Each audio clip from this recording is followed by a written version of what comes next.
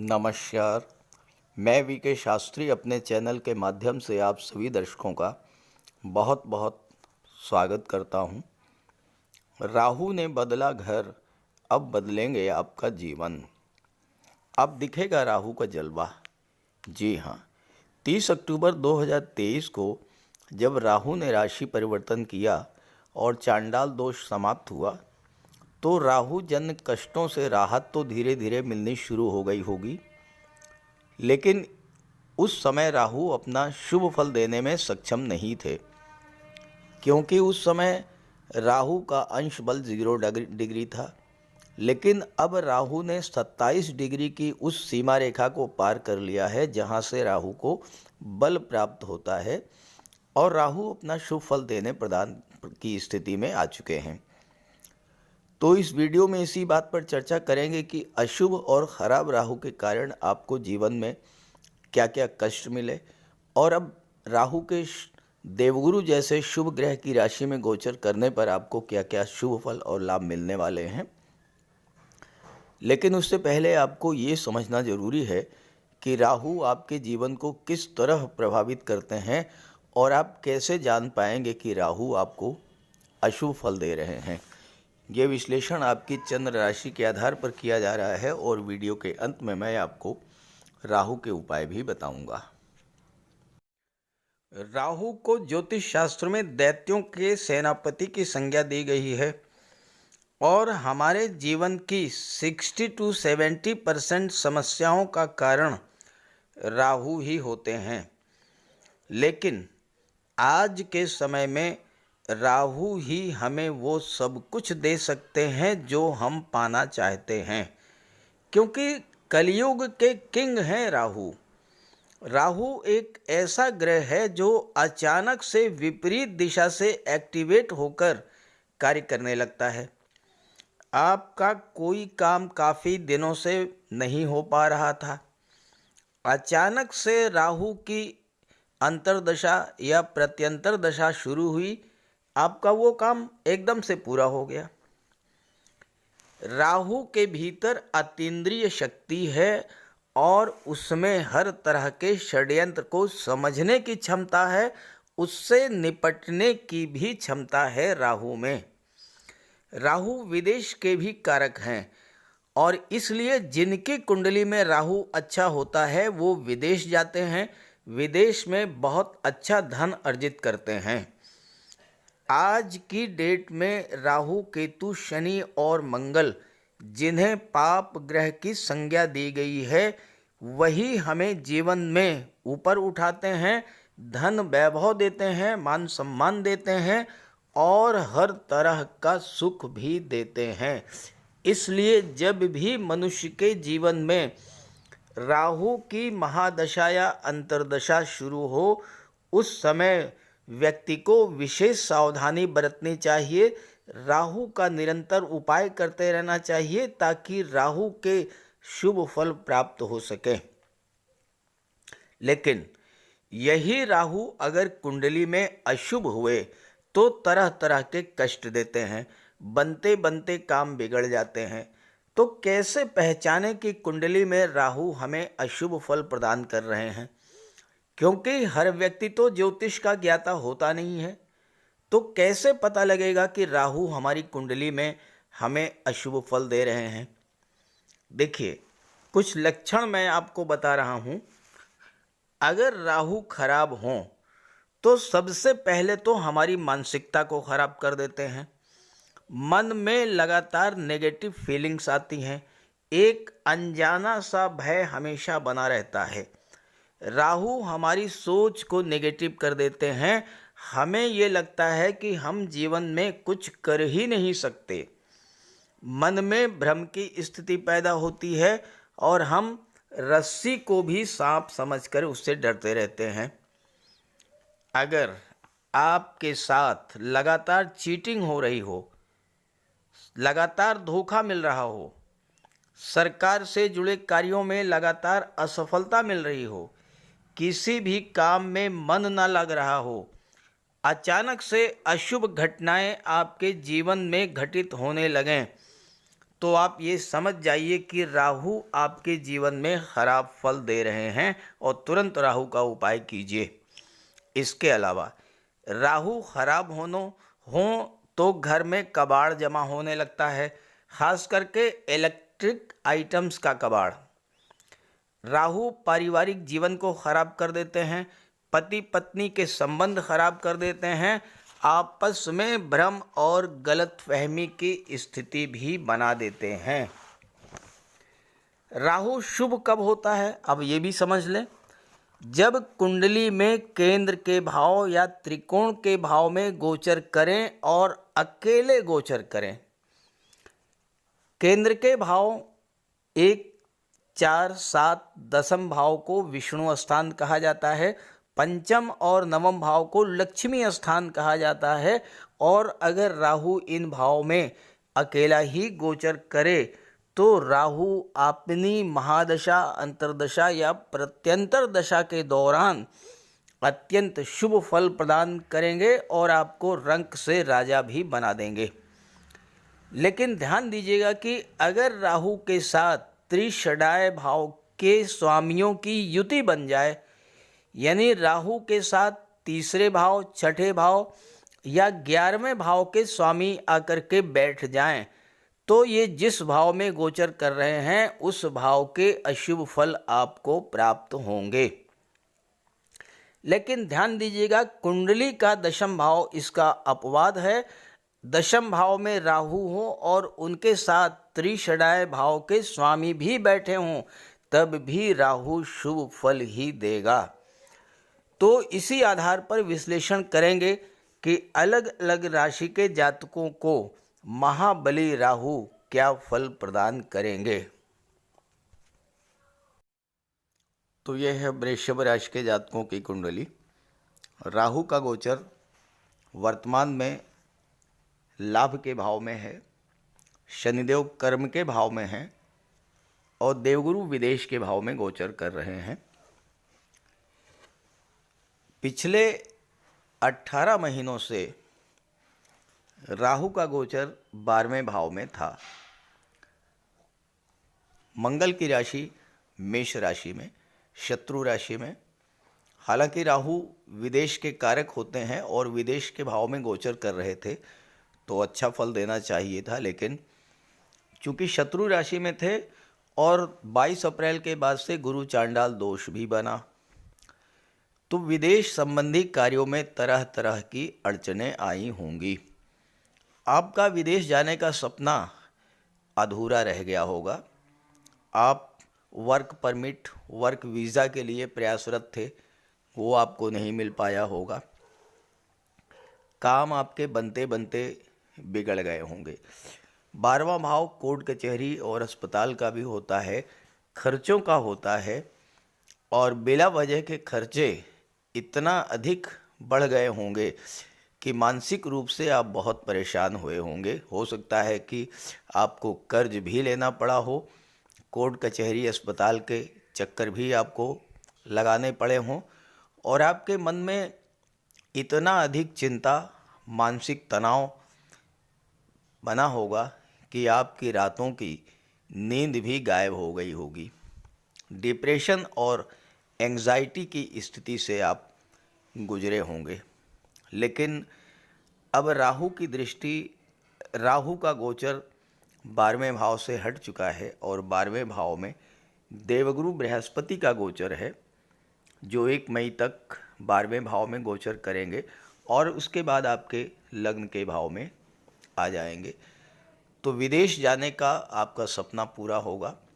विदेश जाने के मार्ग में जो बाधाएं थीं वह समाप्त होंगी और चूंकि गुरु लाभ के भाव के स्वामी होकर के 12वें भाव में गोचर कर रहे हैं, तो इस समय आपको विदेशों से धन की प्राप्ति होगी और इतना धन प्राप्त होगा कि आपकी धन संबंधी जो समस्याएं थी वो समाप्त होगी।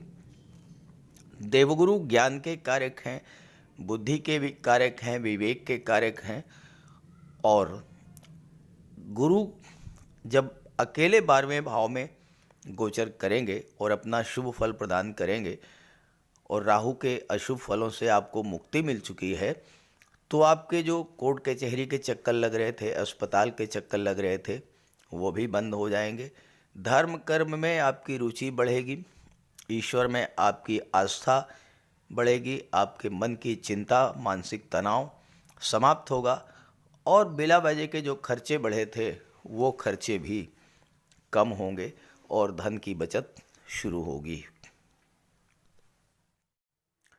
पिछले 18 माह में 12वें भाव में राहु के गोचर करते हुए राहु की दृष्टि कुंडली के चौथे भाव पर पड़ रही थी।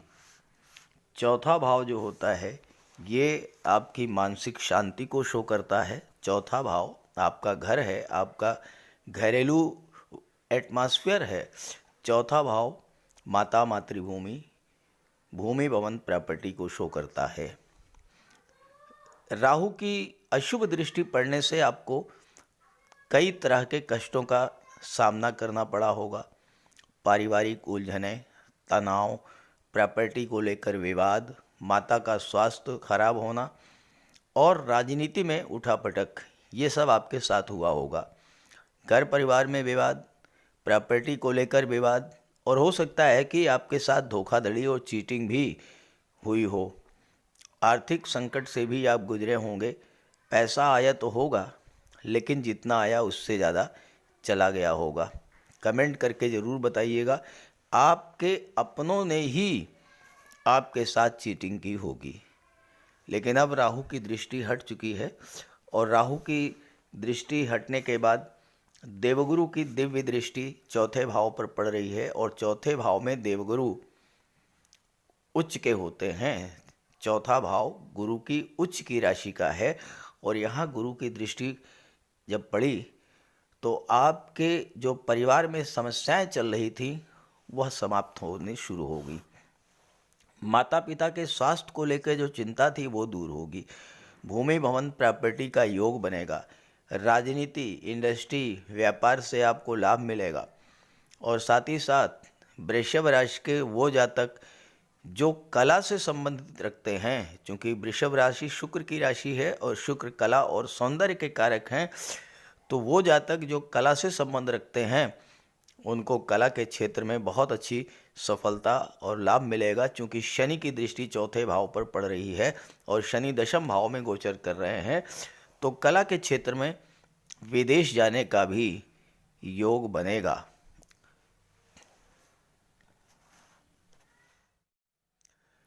12वें भाव में गोचर करते हुए राहु की सप्तम दृष्टि कुंडली के छठे भाव पर पड़ी और छठा भाव जो होता है ये रोग, ऋण, शत्रुता और नौकरी, कंपटीशन, सर्विस सेक्टर का होता है। जैसा मैंने बताया कि राहु के 12वें भाव में गोचर करने और छठे भाव पर दृष्टि डालने के कारण कर्ज लेने की स्थिति बनी होगी और अगर पहले से कोई कर्ज था तो कर्ज को लेकर आप बहुत परेशान हुए होंगे। किसी लंबी बीमारी से आपको परेशानी हुई होगी। दरअसल खराब राहु कौन सी अशुभ घटना कब घटित करा दे इसका आपको आभास ही नहीं होता। आप सोच नहीं पाते और वो घटना घटित हो जाती है। जो भी घटना चाहे शुभ हो या अशुभ अचानक इतनी तीव्रता से घटित होती है कि आप लंबे समय तक उससे उबर नहीं पाते और राहु ने आपके साथ यही किया होगा पिछले 18 महीनों में। स्वास्थ्य अचानक से खराब हुआ होगा और लंबे समय तक आपको स्वास्थ्य संबंधी समस्याओं से गुजरना पड़ा होगा। नौकरी प्राप्त करने में बाधा आई होगी। हो सकता है कि आपका सिलेक्शन हो गया हो लेकिन कोई कोर्ट का मैटर, कोई लिटिगेशन हुआ हो और उसके कारण आपको नियुक्ति पत्र ना मिल पाया हो सकता है आप पर किसी तरह का कोई आरोप भी लगा हो और अगर आप स्वतंत्र व्यापार व्यवसाय कर रहे थे, आप प्रोफेशनल्स के रूप में काम कर रहे थे, तो आपके जीवन में अप डाउन्स देखने को मिले होंगे। ननिहाल पक्ष से भी संबंध खराब हुए होंगे और आपकी इंट्यूशन पावर में कमी आई होगी। आने वाली घटनाओं का आपको आभास तक नहीं हो पाया होगा और अचानक से वो घटना घटित हो गई होगी। लेकिन अब छठे भाव से राहु की दृष्टि हट चुकी है और देवगुरु बृहस्पति की दिव्य दृष्टि पड़ रही है तो आपको कर्जों से राहत मिलेगी, स्वास्थ्य में सुधार देखने को मिलेगा। कोई शत्रुता, कोर्ट कचहरी का मैटर था, उसमें आपको राहत मिलेगी। आपका सिलेक्शन हो गया था, नियुक्ति पत्र नहीं मिल पा रहा था, अब आपको नियुक्ति पत्र भी मिलेगा और आपकी ज्वाइनिंग भी होगी। प्रतियोगी परीक्षाओं में आपको सफलता मिलेगी। किसी तरह का कोई आरोप आप पर लगा था वो समाप्त होगा, और प्रोफेशनल की लाइफ में जो अप डाउन्स चल रहे थे वो भी समाप्त होंगे। निहाल पक्ष से आपके रिलेशंस अच्छे होंगे और आपकी इंट्यूशन पावर में वृद्धि होगी। आने वाली घटनाओं का आभास आपको पहले से होना शुरू हो जाएगा और आप अपनी सुरक्षा कर ले जाएंगे। पिछले 1.5 वर्षों से राहु की नवम दृष्टि अष्टम भाव पर पड़ रही थी। अब अष्टम भाव बहुत ही खराब भाव माना जाता है। कष्टों का, पीड़ाओं का, दुर्घटनाओं का, चोट चपेट, एक्सीडेंट्स का, सांघातिक रोगों का, परिवर्तन का, विघ्न बाधाओं का, ये सब अष्टम भाव होता है। और जब राहु की दृष्टि पड़ी और राहु खराब फल दे रहे थे तो फिर आपको अष्टम भाव के खराब फल मिलने शुरू हो गए।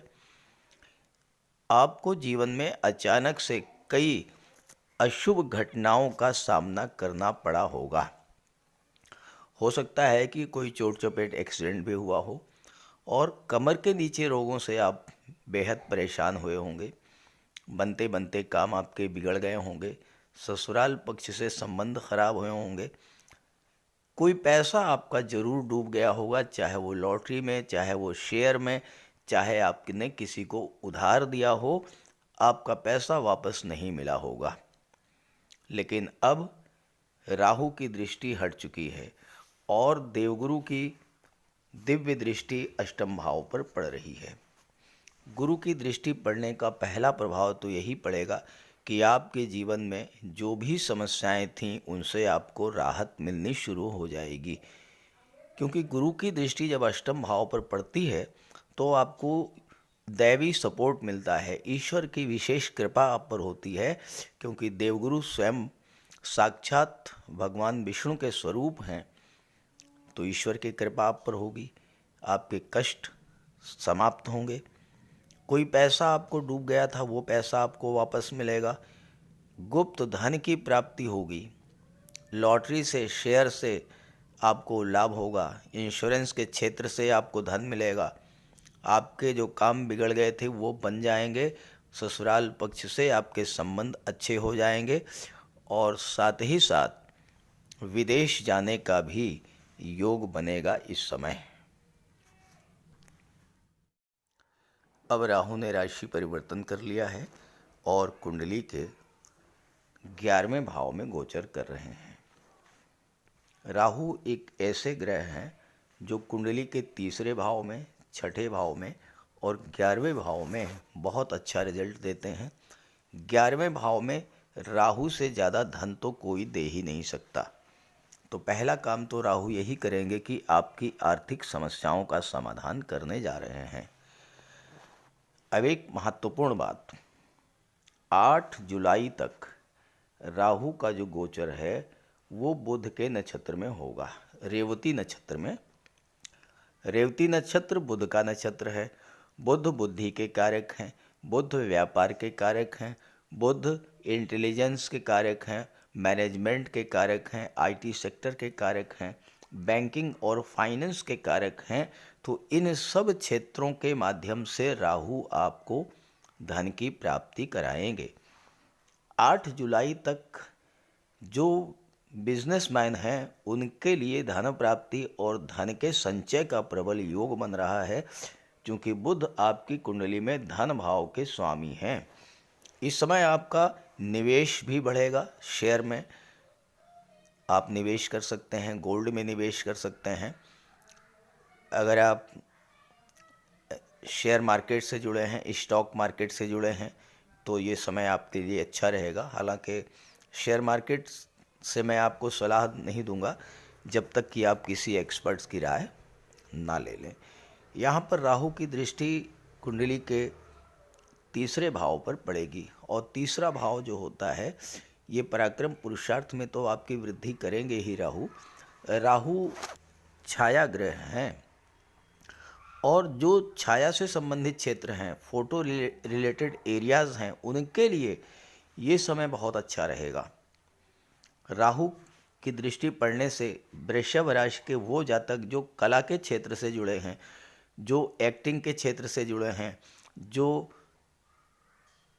सिनेमा जगत या मॉडलिंग के क्षेत्र से जुड़े हैं, ग्लैमर इंडस्ट्री, फिल्म इंडस्ट्री से जुड़े हैं, जो लोग टीवी सीरियल से जुड़े हैं, ऐसे जातकों के लिए राहु बहुत बड़ा धन का भंडार लेकर के आ रहे हैं आने वाले 18 महीनों में। और राहु की दृष्टि पंचम भाव पर पड़ेगी तो छात्रों के लिए भी अच्छा रहेगा। संतान के साथ आपका लगाव बढ़ेगा। सबसे बड़ी बात यह है कि राहु जिस भाव में गोचर करते हैं और जिस भाव पर दृष्टि डालते हैं, उससे संबंधित चीज़ों के प्रति आपका लगाव बहुत ज़्यादा बढ़ जाता है। तो यहाँ एकादश में है, पैसे का लगाव, आपसे आपका पैसे के प्रति लगाव बढ़ेगा। ज़्यादा से ज़्यादा आप परिश्रम करेंगे और ज़्यादा से ज़्यादा आप धन अर्जित करेंगे।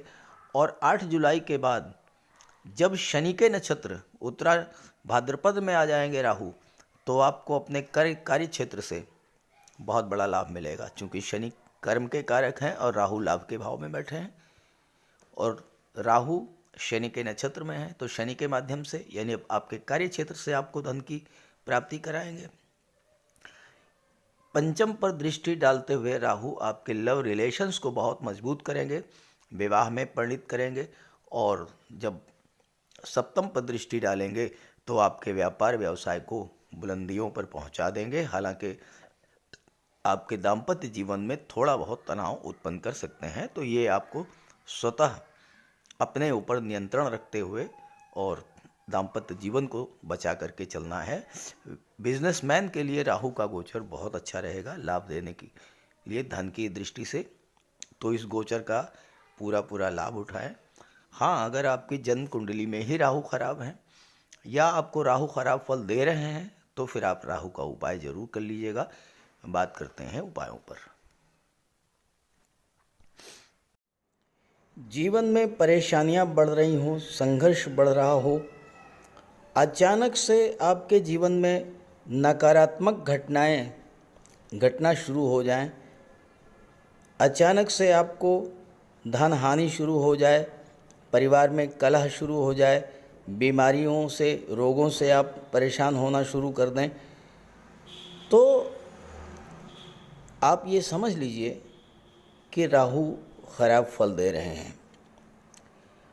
तो राहु के लिए कुछ सामान्य से बहुत सामान्य उपाय हैं, लेकिन बहुत प्रभावी उपाय मैं आपको बताने जा रहा हूँ। देखिए, देवाधिदेव भगवान भोले शंकर ये शनि पर भी नियंत्रण रखते हैं और राहु पर भी नियंत्रण रखते हैं। और अगर आप भगवान भोले शंकर की आराधना करते हैं तो शनि भी नियंत्रित रहेंगे और राहु भी कंट्रोल में रहेंगे। तो राहु के लिए आप सोमवार और शनिवार के दिन जल में काला तिल मिला करके शिवलिंग पर अर्पित कीजिए, भगवान भोले शंकर की आराधना कीजिए। राहु के नेगेटिव फल मिलना बंद हो जाएंगे। इसके अलावा दुर्गा सप्तशती में कहा गया है, छाया रूपेण संस्थिता या देवी सर्वभूतेषु छाया रूपेण संस्थिता। तो माता दुर्गा जो हैं वो छाया का रूप हैं और राहु भी छाया हैं, शनि की छाया। तो माता दुर्गा की आराधना करने से, दुर्गा चालीसा का पाठ करने से भी राहु शांत होते हैं। और इसके बाद स्नान करने के बाद प्रतिदिन 108 बार राहु का बीज मंत्र ओम रांग राहवे नमः, ओम रांग राहवे नमः 108 बार जप करने से राहु के अशुभ प्रभाव में कमी आती है। स्नान करने के जल में कुश डालकर स्नान करने से भी राहु नियंत्रित होते हैं। और शनिवार के दिन सुबह पीपल के वृक्ष में जल चढ़ाने से और शाम को घी का दीपक जलाने से भी राहु नियंत्रित होते हैं। और इसके अलावा पक्षियों को बाजरा डालने से भी राहु पर नियंत्रण पाया जा सकता है। और इसके अलावा अगर आपको राहु विशेष कष्ट दे रहे हों तो शनिवार के दिन एक नारियल, 11 बादाम एक काले वस्त्र में लपेट करके अपने सिर के चारों तरफ 7 बार उतार करके जल में प्रवाहित कीजिए। राहु को देवगुरु बृहस्पति कंट्रोल करते हैं, तो राहु को कंट्रोल करने के लिए देवगुरु को बलवान कीजिए। और देवगुरु तो गुरु हैं, शिक्षक हैं।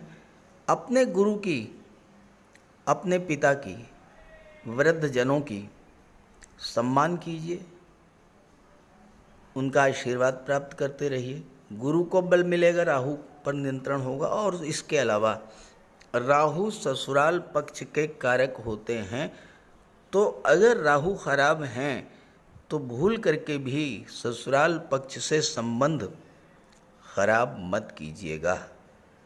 तो ये छोटे छोटे उपाय हैं। और इसके अलावा गोमेद भी धारण किया जा सकता है, लेकिन किसी योग्य ज्योतिषी की सलाह लेकर।